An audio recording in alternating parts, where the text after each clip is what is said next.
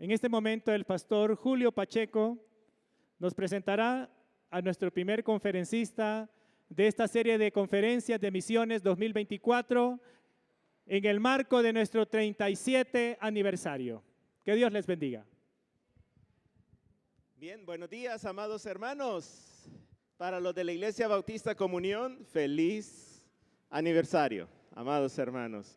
Le damos gracias al Señor, hermanos, porque en esta mañana tenemos la visita de un hombre, un gran hombre de Dios realmente, y un hombre muy especial en mi vida.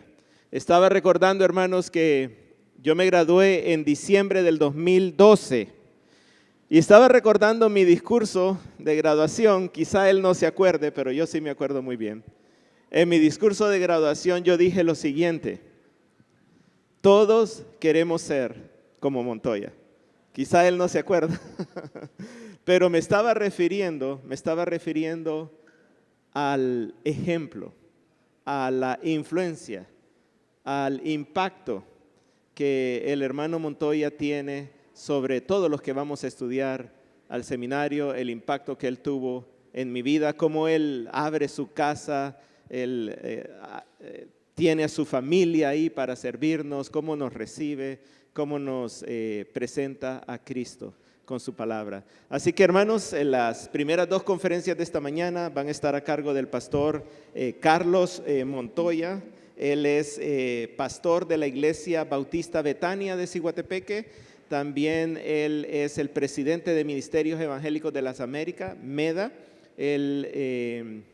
Hace poco él estuvo hablando, enseñando para la conferencia Expositores, imagínense. Entonces estuvo en Los Ángeles en esa conferencia muy famosa y ahora está en nuestra conferencia, humilde conferencia de misiones del año 2024. Así que estamos agradecidos con el Señor. Así que, Pastor Montoya, pues este púlpito es suyo. Quiero decirle que de este púlpito sale fuego, hermano, sale fuego. Pero no en el sentido místico, sino que aquí hace calor. Mire que el techo está bien bajito, así que si usted se quiere quitar el saco en medio de la conferencia, todos vamos a estar bien, ¿verdad, hermanos? Porque de aquí sale fuego. Gracias, hermanito. Muchas gracias. Bueno, realmente una gran bendición poder estar aquí con ustedes esta mañana. Yo creo que la última vez que estuve aquí fue como unos quizás 10 años. Yo he pedido que me invitaran, pero nunca quisieran invitarme. Cada año pidiendo y al fin, no, son bromas. Realmente es una gran bendición, un placer. Y ahora nosotros tenemos el placer de también gozar de la compañía de la familia Pacheco, allá en Ciguatepeque también. Y gracias a ustedes por compartir a esta preciosa y especial familia. Realmente son una gran bendición ahí en MEDA, CEPE, y sabemos que Dios va a hacer grandes cosas con ellos, pero también sabemos que Dios va a hacer grandes cosas en esta iglesia tan especial, realmente una iglesia que, para decirlo de esta manera, ¿verdad?, tiene su fama, también una buena fama. Se oye buenas cosas de esta iglesia, de otros ahí, de los de afuera, los de adentro, y doy gracias a Dios que cuando alguien me pide por una recomendación de una iglesia en Tegucigalpa sin reserva, puedo dirigirlos a la Iglesia Bautista Comunión. Excelente. Una de las últimas palabras de Cristo antes de ascender al cielo estableció lo que con el tiempo se ha convertido en la misión de la iglesia. Estas poderosas palabras son comúnmente conocidas como, ya saben, la Gran Comisión, encontradas en Mateo capítulo 28 y el versículo 19 al 20, que dice: por tanto, id y haced discípulos a todas las naciones, bautizándolos en el nombre del Padre y del Hijo y del Espíritu Santo, enseñándoles que guarden todas las cosas que os he mandado. Y he aquí, yo estoy con vosotros todos los días hasta el fin del mundo. Amén. El enfoque de esta gran comisión es la gran tarea de hacer discípulos.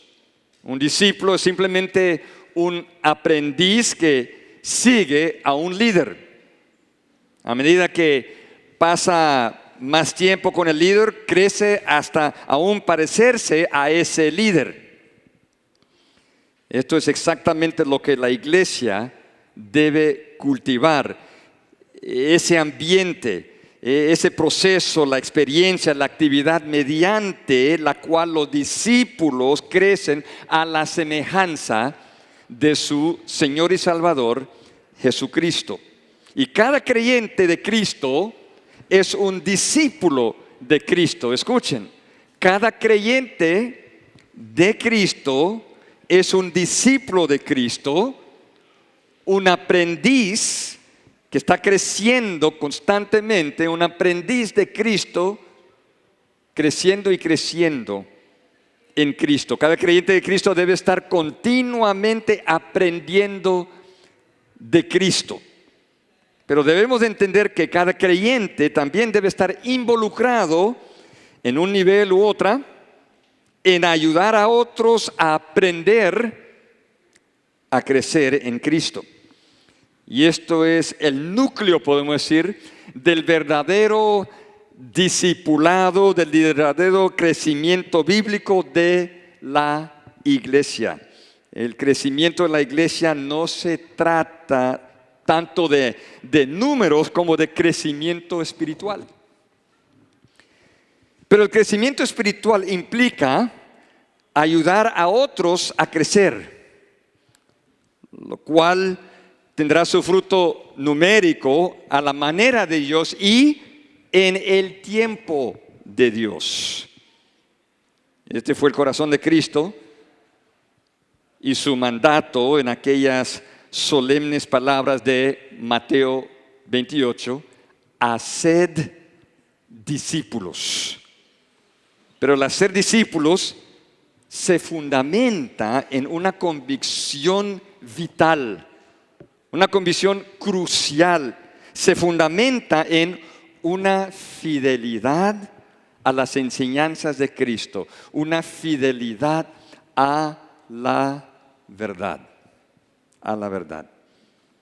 El apóstol Pablo es sin duda el más visible de los ejemplos en la realización, en llevar a cabo esta gran comisión. A medida que se acercaba al final de su vida, su pasión era que la siguiente generación se encendiera con la misma pasión para llevar a cabo la gran comisión de Cristo. Esto es exactamente lo que encontramos en su última carta inspirada, escrita a un joven pastor, un joven algo, podemos decir, desanimado, un joven un poco decaído, este joven llamado Timoteo. Y les invito a abrir sus Biblias a la segunda carta de Pablo a Timoteo, donde daré lectura al capítulo 2, específicamente a los versículos 1 al 7. 1 al 7.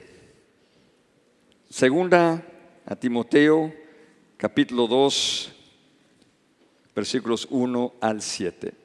Y así dice la poderosa palabra de nuestro Señor. Tú, pues, hijo mío, esfuérzate en la gracia que es en Cristo Jesús. Lo que has oído de mí ante muchos testigos, esto encarga a hombres fieles que sean idóneos para enseñar también a otros. Tú, pues, sufre penalidades como buen soldado de Jesucristo. Ninguno que milita se enreda en los negocios de la vida a fin de agradar a aquel que lo tomó por soldado. Y también el que lucha como atleta no es coronado, sino lucha legítimamente. El labrador, para participar de los frutos, debe trabajar primero. Versículo 7. Considera lo que digo, y el Señor te dé entendimiento en todo. Ahora, para dar un poco de contexto, el primer capítulo de este precioso libro, esta preciosa carta, nos muestra el corazón de Pablo. Un corazón lleno de pasión por el Evangelio de Jesucristo. Esto es bien obvio. Es esta pasión la que le había causado una gran, podemos decir, preocupación por Timoteo, su hijo en la fe, que aparentemente estaba dando señales de que su pasión estaba decayendo debido a la dura oposición al Evangelio y también a su ministerio. Y el primer capítulo es básicamente, podemos decir, una exhortación para perseverar en la fe, para perseverar en el ministerio. Es una exhortación de mantenerse fiel a la verdad. Y lo que encontramos ahora en el segundo capítulo, podemos decir que es la tarea del ministerio, la tarea al que debe dedicar su vida a toda costa. Lo que nos va a guiar nuestro estudio son dos claras exhortaciones en estos primeros dos versículos. Dos claras exhortaciones. Aquí Pablo vuelve a dirigirse a Timoteo con dos exhortaciones centrales. Es una de las mayores responsabilidades en la que debe involucrarse cualquier hijo de Dios.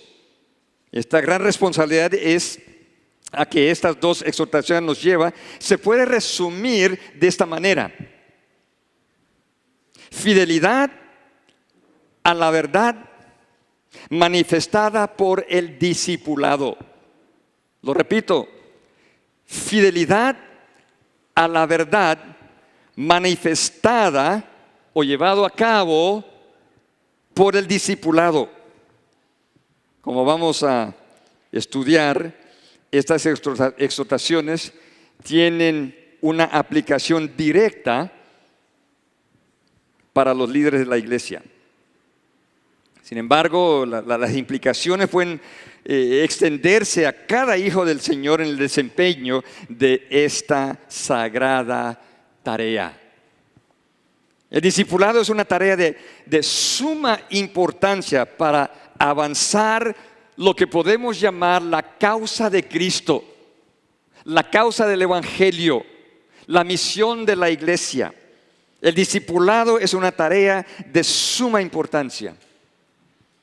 Por tanto, lo que queremos considerar en estos dos versículos son dos aspectos de nuestra fidelidad a la verdad para que seamos efectivos en el avance de la causa de Cristo. Dos aspectos de nuestra fidelidad a la verdad para que seamos efectivos en el avance de la causa de Cristo. Primero consideraremos el poder en nuestra fidelidad a la verdad. El poder en nuestra fidelidad a la verdad. ¿Qué es ese poder? El versículo 1. Y luego, la estrategia de nuestra fidelidad a la verdad. La estrategia de nuestra fidelidad a la verdad en el versículo 2. Vayamos al versículo 1 rápidamente para considerar primeramente el poder. El poder en nuestra fidelidad a la verdad. El versículo 1 dice lo siguiente: tú pues, hijo mío, esfuérzate en la gracia que es en Cristo Jesús. Lo que Pablo pide de Timoteo en los versículos 1 y el versículo 2 y realmente podemos decir los versículos, el resto del capítulo, debe tener como base, como fundamento, las exhortaciones y situaciones que se encuentran en el capítulo 1. Por eso dice pues, ¿y qué es lo que se encuentra en el capítulo 1? Bueno, por ejemplo, participar en las aflicciones por el Evangelio según el poder de Dios, versículo 8 del capítulo 1. Retener la forma de las sanas palabras, versículo 13. Y guardar el buen depósito, versículo 14 del capítulo 1. Y también los versículos 15 y 18 destacan el reconocer la deslealtad de algunos y la lealtad de otros.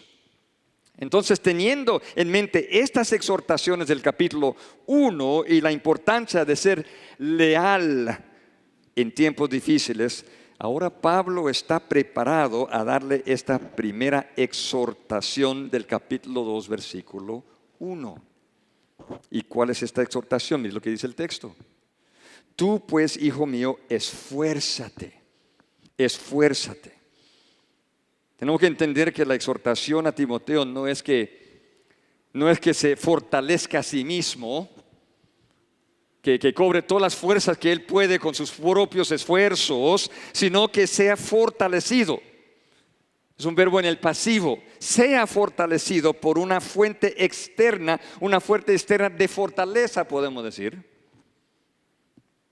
Por tanto, la mejor manera de traducirlo sería: llega a ser fuerte, o sé fortalecido, sé apoderado. O una más amplia manera de describirlo, que el poder o esta capacidad se despierte en ti. Cuando se habla de poder, esto se refiere del poder, se refiere de la capacidad de llevar a cabo esta gran tarea sagrada del discipulado, no importando las circunstancias. Obviamente este poder es sumamente necesario porque esta tarea inevitablemente va a traer oposición. Una oposición algunas veces tan fuerte que su vida muchas veces está en juego. Por eso este poder es tan necesario para poder tener esa valentía de resistir cualquier tipo de oposición, aún hasta la muerte.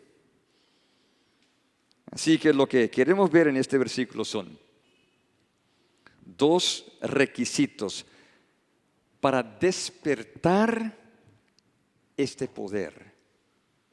Dos requisitos para despertar este poder, esta capacidad en cuanto a nuestra fidelidad a la verdad. Vemos primero que requiere una entrega personal.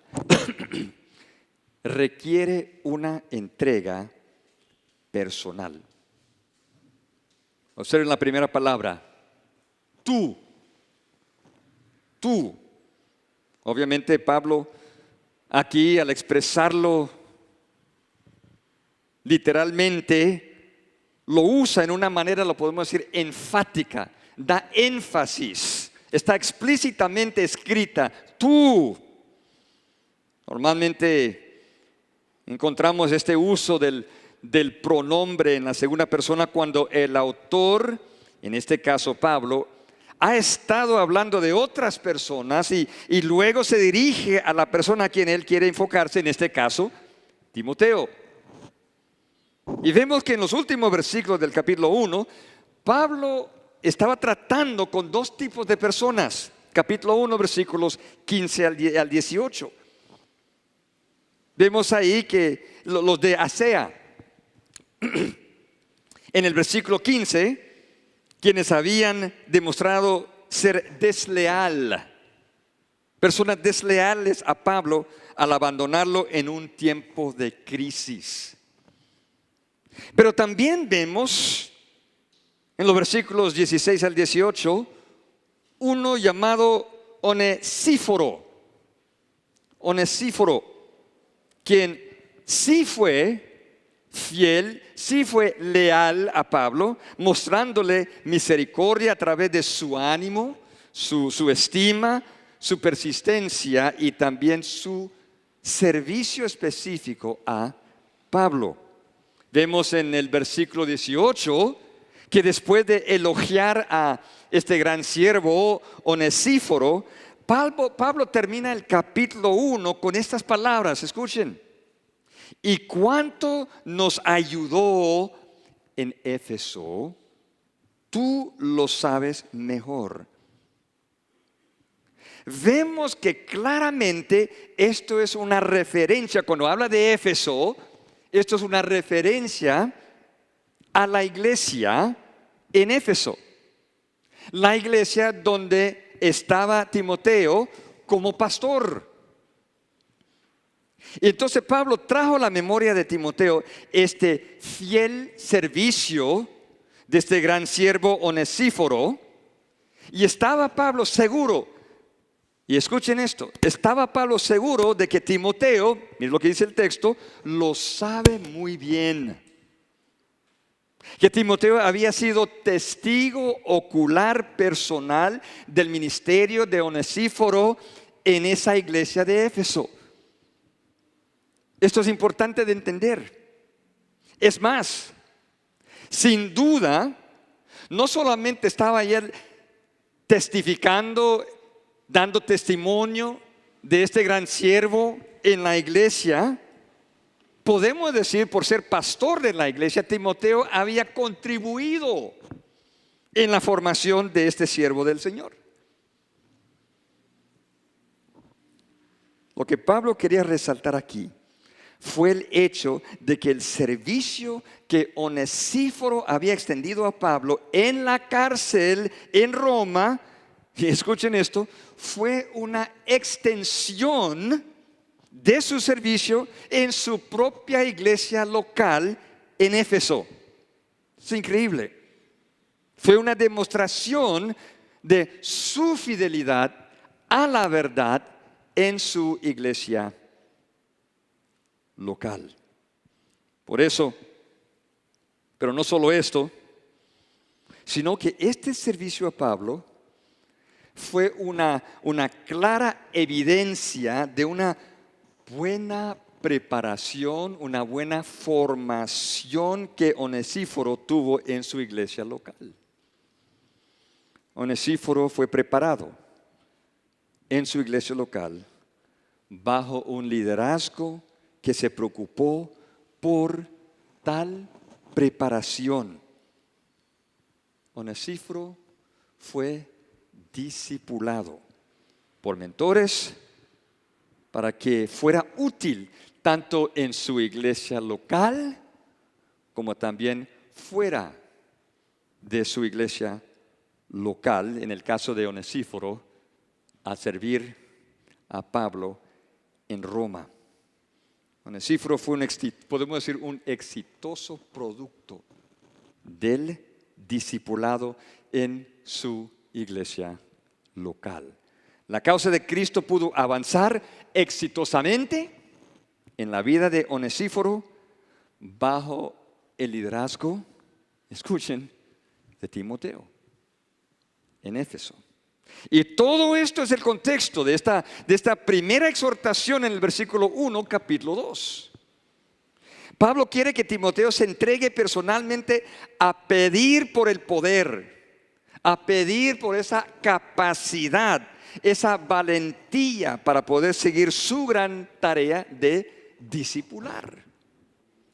Y vemos que estas palabras de Pablo vienen llenas de ternura, llenas de emoción y solemnidad al referirse a Timoteo como hijo mío. Tu hijo mío. Pablo bien sabe que la gran y sagrada tarea de hacer discípulos recaía sobre la siguiente generación, y en la providencia del Señor Timoteo era el elegido del momento. Tú Timoteo, sé fortalecido para esta gran tarea. Pero ¿cómo lo iba a hacer? Esto nos lleva al segundo requisito. Segundo requisito. Requiere una dependencia divina. Requiere una dependencia divina. No solamente una entrega personal, pero una dependencia divina. Dice el texto: tú pues, hijo mío, esfuérzate en la gracia que es en Cristo Jesús. Esfuérzate en la gracia que es en Cristo Jesús. El poder no viene de uno mismo, sino de afuera. Es algo externo. Timoteo necesitaba saber que él no tenía ningún recurso propio para poder producir este poder, esta capacidad, esta valentía. No lo tuvo. Tenía que depender de otra fuente para este poder. No iba a salir de sí mismo. Tenía que depender totalmente en un poder divino, en el poder de Dios. Y mire cómo lo expresa: en la gracia que es en Cristo Jesús. Se puede traducir por la gracia que es en Cristo Jesús. Podemos deducir de esta expresión que esta capacidad o esta valentía viene por medio de la gracia en Cristo Jesús, es decir, por medio de la gracia que es disponible por estar en unión con Cristo Jesús, por ser un discípulo genuino de Cristo Jesús. Aquí la gracia se refiere a esa habilidad de poder vivir la vida cristiana y cumplir con lo que Dios requiere, incluso soportar padecimiento debido a una fuerte oposición. Timoteo necesitaba este poder, esta habilidad, esta valentía que solo proviene de una manera divina. Solo proviene de Dios. Como dice un comentarista, se trata del poder bondadoso de Dios. Y específicamente se refiere cuando habla de Dios, se refiere a la segunda persona de la Trinidad, Cristo Jesús. Él es que otorga estas fuerzas. Él es el que otorga esta capacidad, esta valentía, este gran poder. Por tanto, se requiere de nosotros total dependencia en su divino poder. Ahora queremos ver el segundo aspecto de nuestra fidelidad a la verdad. El segundo aspecto de nuestra fidelidad a la verdad.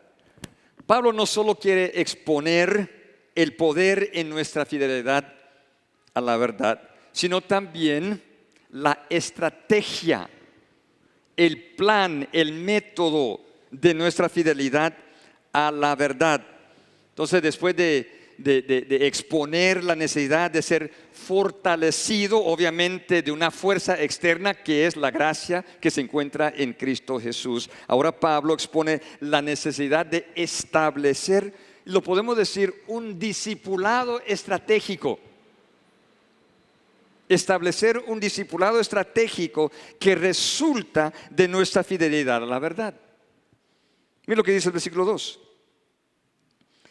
Lo que has oído de mí ante muchos testigos, esto encarga a hombres fieles que sean idóneos para enseñar también a otros. Este es un versículo bien conocido y se utiliza en muchos contextos diferentes, especialmente en seminarios, institutos, agencias misioneras o donde quiera que haya formación bíblica, y con razón.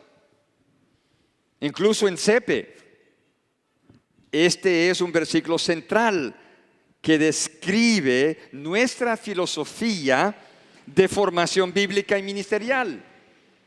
Este versículo. Pero no podemos pasar por alto el hecho de que este tipo de formación, y escuchen esto, este tipo de discipulado debe tener sus raíces en la iglesia local. En la iglesia local. En otras palabras, damos gracias a Dios por seminarios como CEPE, institutos como MEPI y otras instituciones, pero jamás debe ser relegado el discipulado de la iglesia local. La iglesia local debe ser central en el discipulado. Y eso es exactamente lo que Pablo quiere establecer aquí. Una estrategia de discipulado en la iglesia para entrenar a los hombres a ser siervos efectivos del Señor. Así que, al estudiar este versículo, lo que queremos destacar son 4 requisitos. 4 requisitos para manifestar en una manera práctica, para manifestar prácticamente nuestra fidelidad, la verdad. U otra manera de decirlo, 4 requisitos para desarrollar un discipulado estratégico. 4 requisitos para desarrollar un discipulado estratégico. El primero es que requiere confianza. Si vamos a entrar en un desarrollo de un discipulado estratégico, requiere confianza en la sana doctrina. Requiere confianza en la sana doctrina. Mira lo que dice ahí en la primera parte del versículo 2. Lo que has oído de mí. Lo que has oído de mí. Ahora, gran parte de la enseñanza de Pablo se hacía oralmente, y aquí se refiere a esa enseñanza que se hablaba en presencia de Timoteo, lo que has oído de mí. Y no hay duda de que esta enseñanza tiene todo que ver con el Evangelio y todo que ver con todas las implicaciones del Evangelio. Vemos una expresión similar en el capítulo 1, versículo 13. Rápidamente, mire ahí conmigo.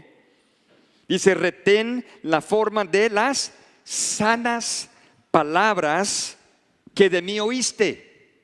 Sanas palabras en la fe y amor que es en Cristo Jesús. Entonces, las palabras habladas por Pablo, él lo describe como sanas palabras. En el versículo 13 del capítulo 1. Y considerando el contexto del versículo 8 de este capítulo 1, algo central de estas sanas palabras es el mensaje del Evangelio.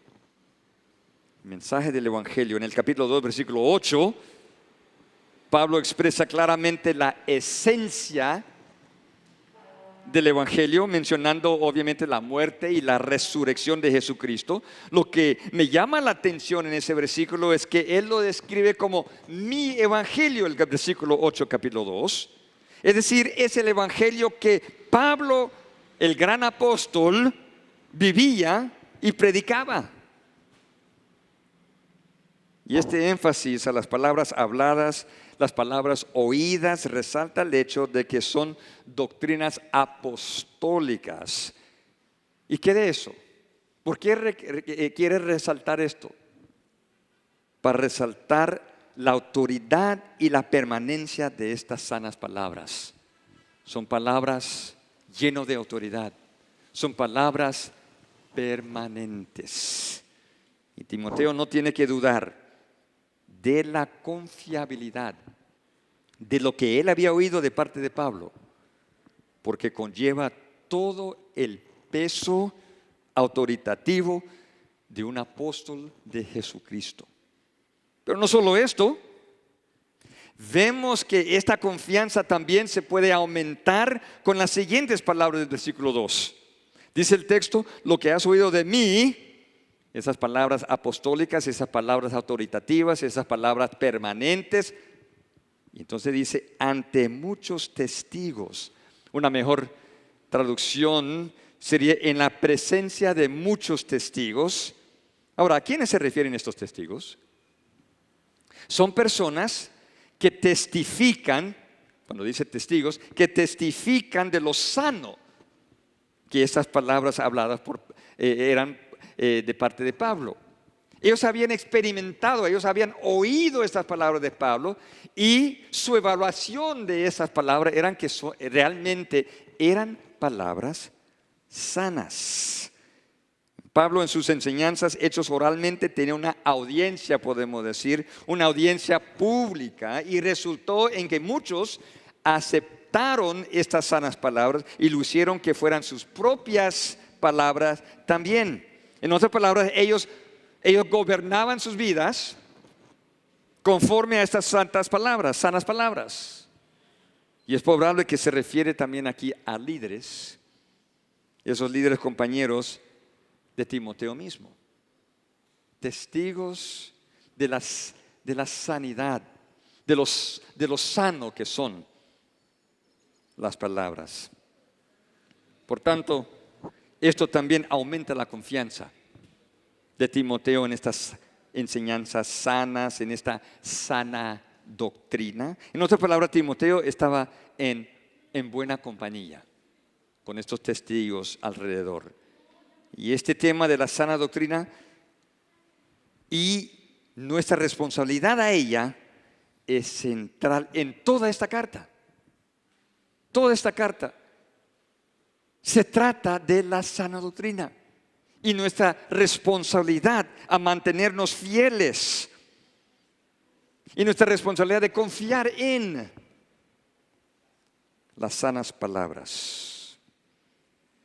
Y entonces, por tanto, considerando el contexto del discipulado, Pablo sin reserva expresa que el fundamento, el corazón, el centro de un discipulado estratégico, hermanos, tiene que ser la sana doctrina. Tiene que ser la sana doctrina. No son las señales, no son los prodigios, no son los milagros, no es el pragmatismo, no son las técnicas de mercadeo, no son tradiciones religiosas. El fundamento básico de un discipulado estratégico es nada más y nada menos que las sanas palabras de Dios. De eso se trata el discipulado. De eso se trata. Todo esto, así lo expone Pablo, para aumentar nuestra confianza en este fundamento básico. Las sanas palabras de Dios enseñadas por los apóstoles y reconocidas por líderes compañeros. Esto aumenta nuestra confianza. Hermanos, esto requiere de que cada uno de nosotros, esto requiere que nos saturemos de la palabra de Dios, que nos bañemos en la palabra de Dios. Entre más nos armemos con la palabra, más confianza tenemos en ella para poder discipular a otros efectivamente. Así que el discipulado estratégico requiere nuestra confianza en la sana doctrina. Pero no solo esto, vemos que también requiere iniciativa para una transmisión efectiva. Lo repito, requiere iniciativa o podemos llamarlo también, requiere proactividad en la transmisión efectiva. Mira lo que dice el texto. Lo que has oído de mí ante muchos testigos, esto encarga. Esto encarga. Entonces, después de haber resaltado la necesidad de una confianza propia en la sana doctrina, ¿qué se debe hacer con esta sana doctrina? Bueno, claramente dice, esto encarga lo que has oído de mí, estas sanas palabras, esto encarga. Y aquí encontramos segundo imperativo en estos primeros versículos,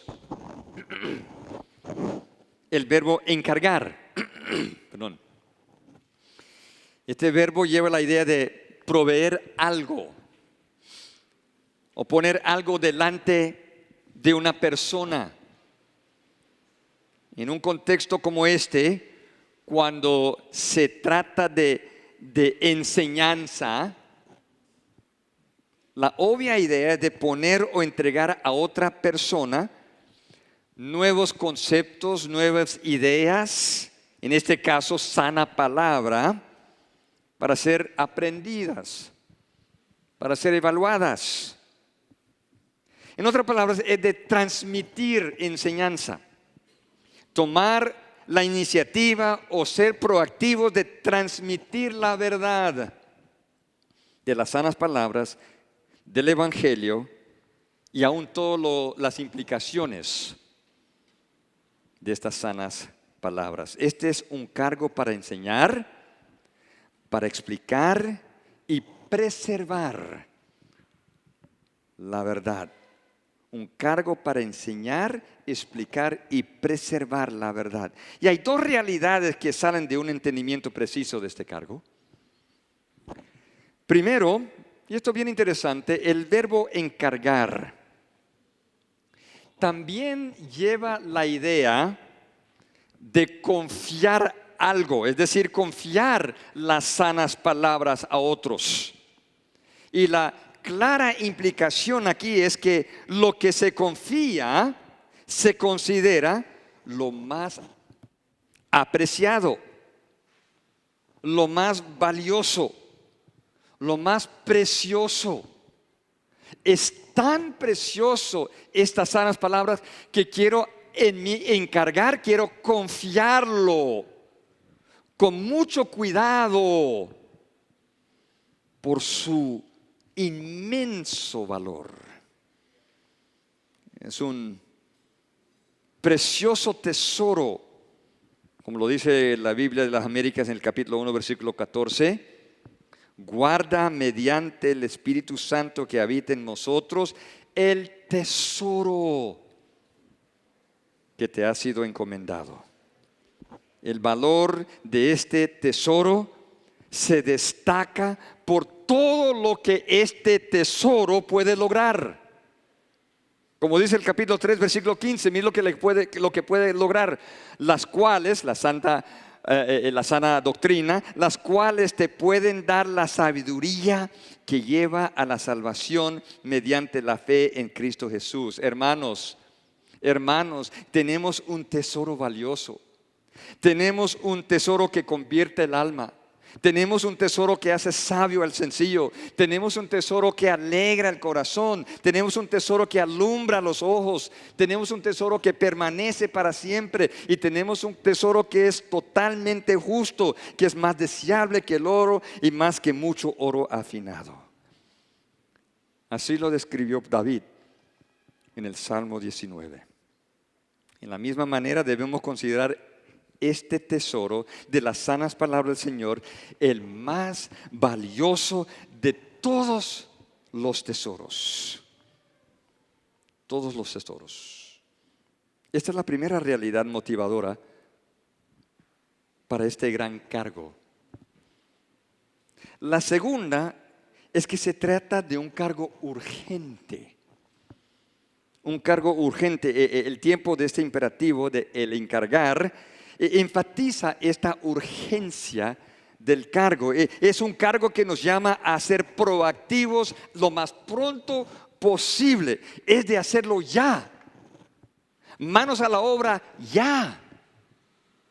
No debemos poner excusa para atrasarlo.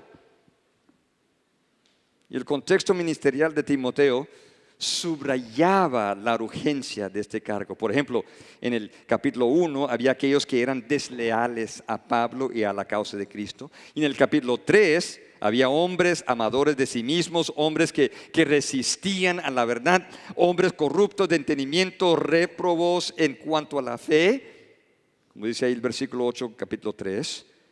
Y entonces si Timoteo se quedaba callado, si se avergonzaba de su llamado, se avergonzaba de su Cristo, si no se dedicaba a confiar, entregar las sanas palabras a otros, la influencia de estos hombres corruptos comenzaría a esparcirse y comenzaría a debilitar a la iglesia con descrédito o aún incluso el abandono. Entonces era crucial de entregar, de confiar, de encargar. Y todo esto aumenta la urgencia de esta tarea, de ser proactivos en transmitir la sana enseñanza a otros. Hermano, esto es lo que nos toca, una tarea urgente para transmitir un tesoro de inmenso valor. Ahora bien, hemos hablado del inmenso valor de las sanas palabras y la urgencia de transmitirlo, pero exactamente a quiénes debemos de transmitirlo. Esto nos lleva al tercer requisito de un discipulado estratégico. Requiere discernimiento de discípulos idóneos. Requiere discernimiento de discípulos idóneos. Mira lo que dice el texto ahí. Esto encarga a hombres fieles. A hombres fieles. Ahora es importante aclarar algo aquí. Yo he venido hablando de la importancia que todos en Cristo tienen que involucrarse en el discipulado y un discipulado estratégico. Y todos debemos ser discípulos, siempre aprendiendo, siempre creciendo, y todos en un nivel u otro debemos también estar discipulando, o al menos preparándonos para poder discipular a otros. Y este pasaje forma una fuerte base para una aplicación amplia a todos creyentes, para involucrar a todos creyentes en el discipulado. Realmente, si es parte de la iglesia local, cada uno de nosotros, en una manera u otra, debemos estar involucrados en el discipulado. Hermanos, nosotros no somos miembros espectadores. Cada uno de nosotros, usando una expresión bíblica, somos ministros, somos siervos para ministrar unos a otros, y debemos usar nuestros dones en un discipulado, en una manera u otra. Pero podemos observar aquí que Pablo dirige su atención a un grupo en particular, un grupo de hombres como receptores, o un grupo de hombres discípulos de estas sanas palabras. Aquí la preocupación de Pablo es la preservación de estas verdades por un grupo específico de varones. Y para asegurar esta preservación, el discipulador entonces debe tener un discernimiento agudo. Debe buscar y identificar un cierto tipo de hombre, un cierto tipo de líder que será capaz de preservar la verdad. Aquí lo que vemos es una búsqueda de potenciales líderes para la iglesia local. Y Pablo los llama hombres fieles. Hombres fieles, varones que pueden tomar este importantísimo cargo en la iglesia local, ser líder de una iglesia local. O la palabra fieles claramente se refiere a esa cualidad de ser confiable, una persona confiable. Es una persona que ha demostrado ser digna de confianza. Esta fidelidad, esta confiabilidad tiene todo que ver con este tesoro que este hombre va a estar recibiendo. Estos hombres deben ser fieles para preservar este valioso tesoro, para preservar estas sanas palabras de Cristo. Entonces, claramente, la fidelidad es indispensable para poder preservar este precioso tesoro. Pero ¿cuáles son las características que aseguran esta fidelidad? Características de un hombre fiel. Y creo que podemos ir a 1 Timoteo y capítulo 4, específicamente los versículos 6 al 16, que nos puede dar una buena orientación. Específicamente el versículo 16 nos resumen en un sentido esta porción de este pasaje. Versículo 16 dice: ten cuidado de ti mismo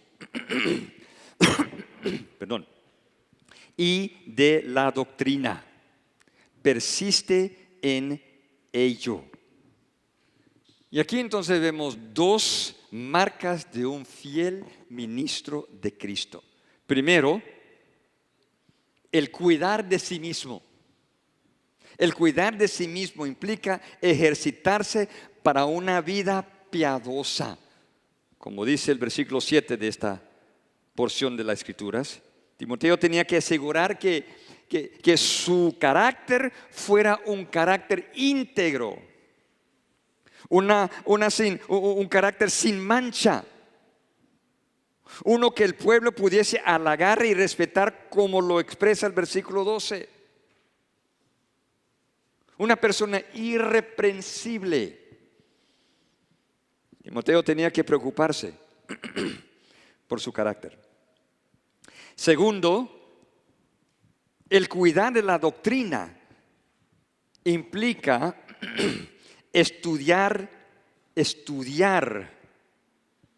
saturarse de la sana doctrina.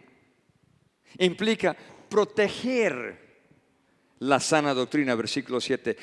Implica enseñar la sana doctrina, versículo 11 y 13. Es indispensable que el buen ministro de Cristo respalde su carácter con sana doctrina y por ende respalde la sana doctrina con su carácter. Uno sin el otro creará un desastre en el ministerio. Un desastre.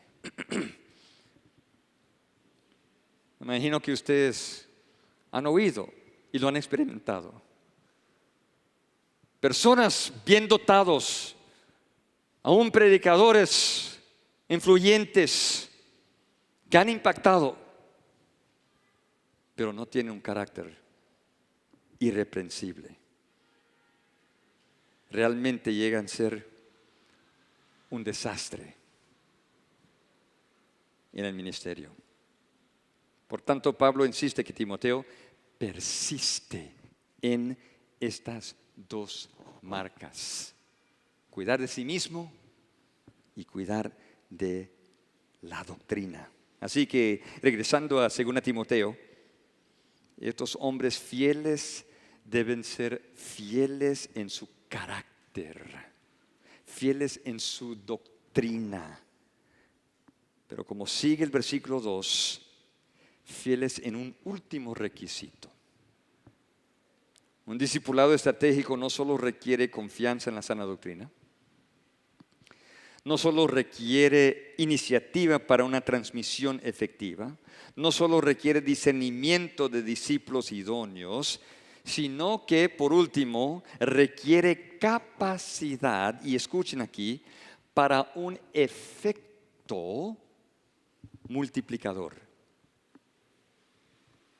Un discipulado estratégico requiere la capacidad para un efecto multiplicador.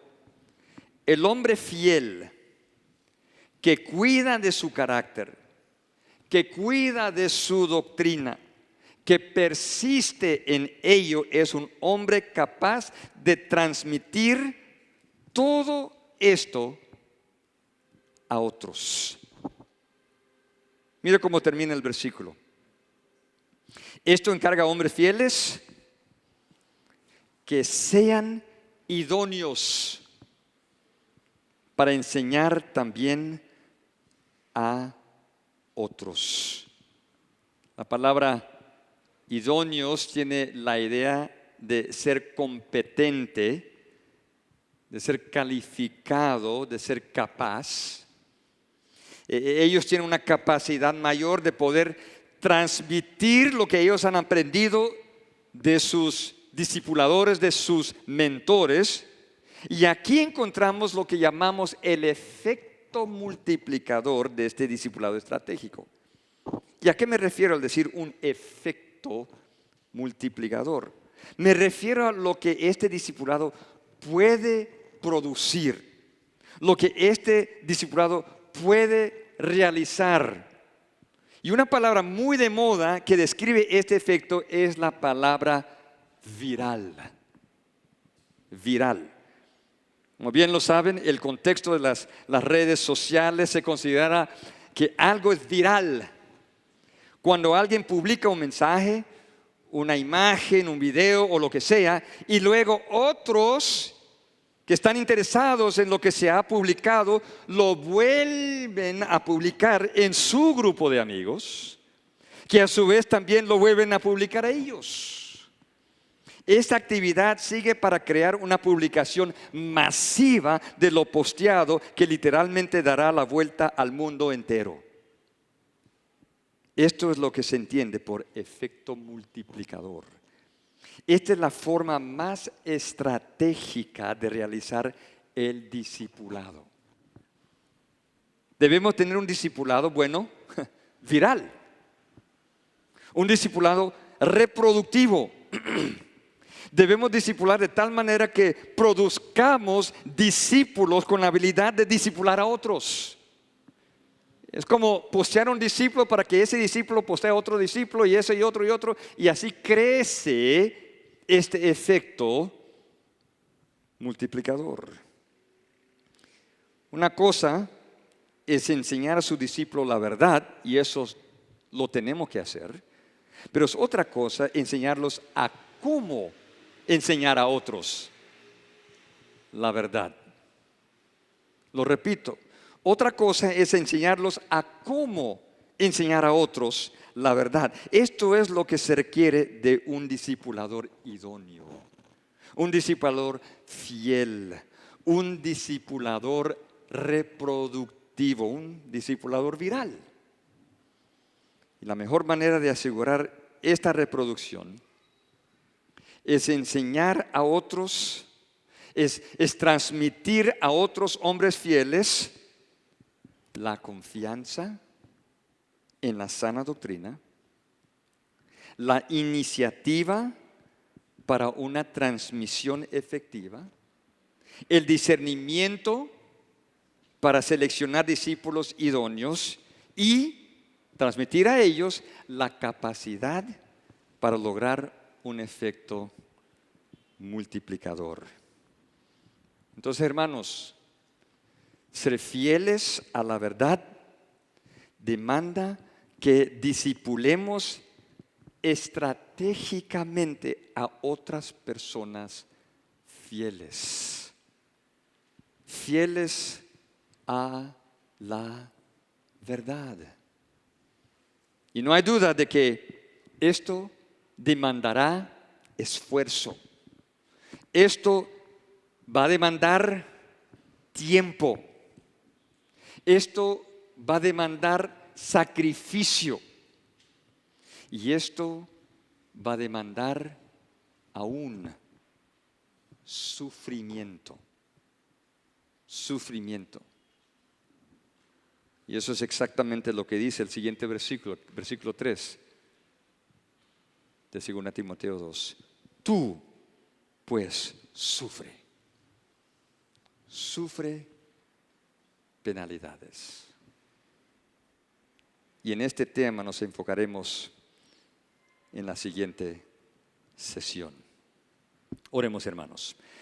Gracias, Señor, por su gran bondad en nuestras vidas, a enseñarnos en este pasaje la importancia de ser fieles a la verdad, que se manifiesta en un discipulado estratégico, lleno del poder de Dios en nuestras vidas, para llevar a cabo la transmisión de esa verdad a hombres fieles que sean idóneos, que sean capaces de enseñar a otros también a cómo transmitir esas verdades.